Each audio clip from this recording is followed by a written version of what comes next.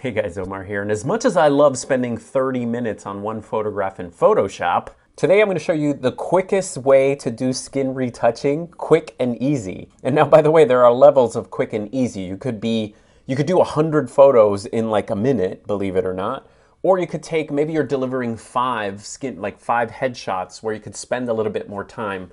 So I'm going to show you the fastest way you can skin retouch. And then also if you had more time. All right, let's show you a little quick before and after so you can see where we're headed here, a little before and after. And this took literally less than a minute. Okay, a couple of tools to know about. Make sure you know you have a brush in Lightroom. You also have a radial filter there. You also have a gradient filter, which we'll be using, and our spot healing removal tool. Now, Lightroom recently updated the last couple of months a texture tool, which is a game changer as far as skin retouching goes. Prior to that, you had to do this. You would sample a piece of skin that was clean, and you could randomly touch, but Lightroom is dumber than I am. And so it would sample just random weird places and you would end up with all these dots everywhere, these circles. So to sample correctly, you have to hold the command key and then find the clean piece of skin, and then over and over find clean pieces of skin, which is really time consuming. But we're not using that. All right, we're gonna grab a brush and we're gonna create a retouching brush that you're gonna use all the time. So what you're gonna do is you're gonna bring your texture down to about 80-ish. Okay, and we're gonna save that. So go down and go to Save Current Settings as a new preset, and we're gonna call this Texture -80. Okay, in an emergency situation, I have the texture at -80 and I have my flow at 100 and density at 100. These two are how aggressive the brush is. And I'm using a Wacom tablet to show you what you could do. All right, here we go.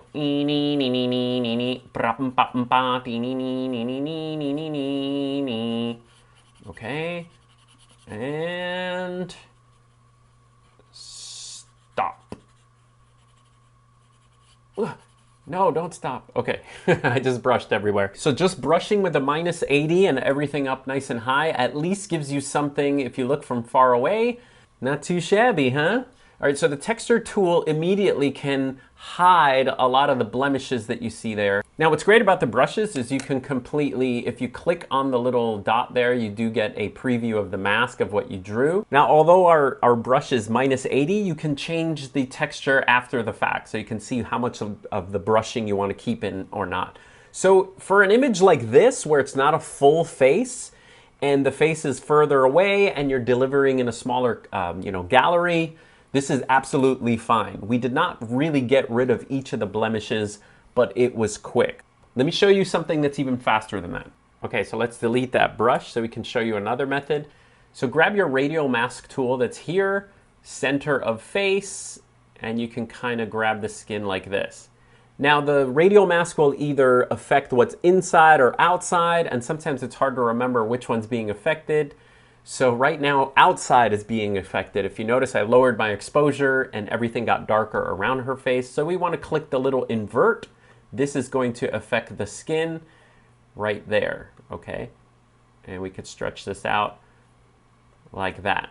Double click on exposure. And now what you could do is lower your texture all the way, and it will quickly, instead of brushing, mask everything off. But it does do something to the hair. It will also remove the texture from her eyes. So what you want to do is use what's called a range mask. If you look over here in the corner, there's a range mask. What we're going to use is color. Grab a tool, sample a color. You could also pull to sample a larger square, and you can also sample from different areas, okay, if you hold down one of the keys. Which one? Command? Shift click. You can shift click like that.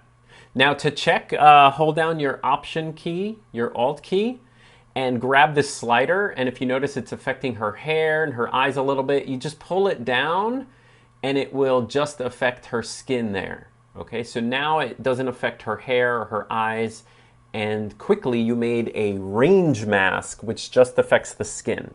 Now, if you wanted to, you could actually copy that circle around to other photos. Look, I'll show you this one right here. So this one doesn't have skin retouching. I could grab the first one, grab the second one, Shift Command S to sync. Let me uncheck all of these. I like process version. And I just want that radial filter. Hit synchronize. And now if we go to this picture, let's find it. Here it is. And move it, and there you go. We skin retouch just by using that circle. All right, we use the brush, we use a circle around the face, but you can actually fool Lightroom into using the whole image to look for skin, because obviously she's moving around. But if we tell Lightroom, hey, skin color, fix the texture of that, let's do that. Let me show you. Okay, let's remove the radial filter, and now you're gonna use a gradient filter. And so a gradient filter works the same way, bam, like this. And we're gonna say, now we're gonna use a range mask again, and we're gonna say color, and we're gonna say, you know what? We're gonna use the color picker here, and we're gonna say, let's, work on her skin. If you wanted to shift it in a couple of other places and get a good thing, or you could draw a box if you want, it's all good. Shift click. So we have her skin now.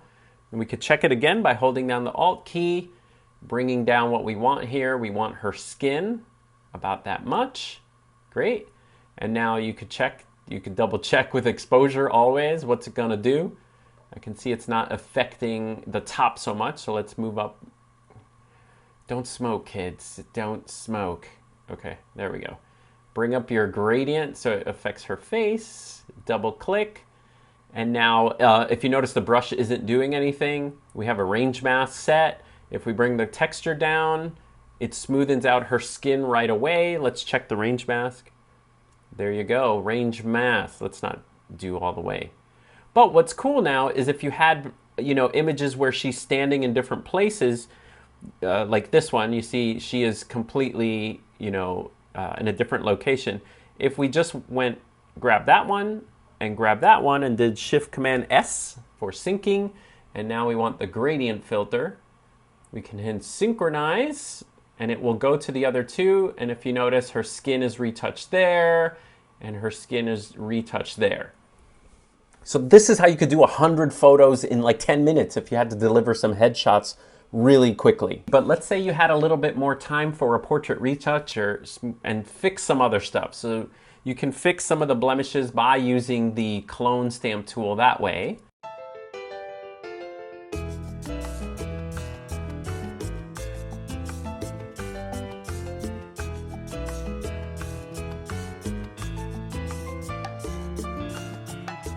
And there you have it. Let me know if you want to see more portrait retouches and all that garbage. All right, I'll see you guys next time.